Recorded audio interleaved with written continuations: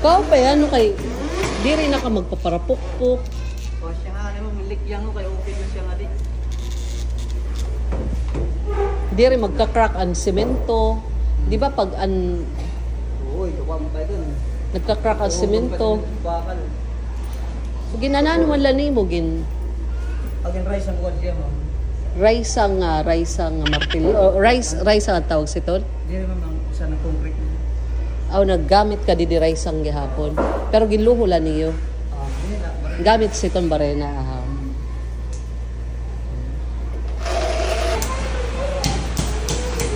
Ay! Baga siya sa bugos. Baga siya ang bugos gihapon. Ribukada ito siya lang. Ha? Ribukada ito siya. Na, ribukada. Mama pang... Mapakapit sa tiles. Andi di gilid, di rin mo na yung butakan. Kaya, Pintura na lang eh. naging palit mo yung ma'am. Panding mo na lang. Kulang siya panding. Pan tiles? Oo. So okay man lada kay. Okay lang. Pintura na ladi ano. So iniya na para kumapit ang tiles. Ma'am, kaya pintura eh. Okay, sige. Yan naman.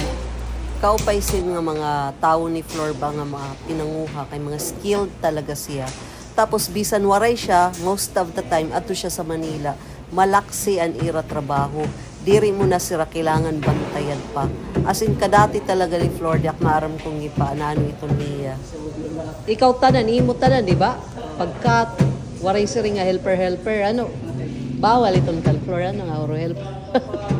All around talaga.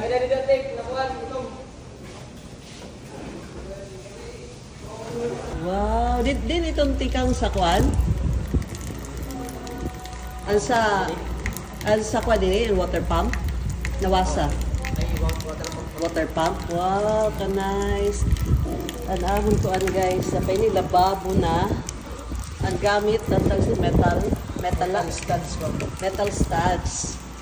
So wala siya simento ho, kita guys. Adi siya kwa ni siya Hardiflex na badakol. Dire siya manipis kay. Adi sa kalbayog na Hardiflex manipis. So yeah, ini project. Dahil mo ngaran? Marlon, ma'am. Marlon. Siya sila nag-project, guys. Kaupay.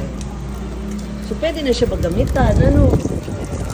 Tapos, waray ini gamit baras, ano? Waray baras, ano? Okay na, ma'am. Nanong gamit sining akuan? Pagpapilit? Adhesive. Adhesive ang gamit niya. Wow, pa-nice. Pwede na din panhinaw. Okay, very nice. Tapos diretso na nga to dito sa luyuan niya tubig. Oo, ma'am. Nakatap na lang, ma'am. Tapos pinturahan na lano. Kalaksi ano? Oh, grabe kalaksi sa pag-upay sila.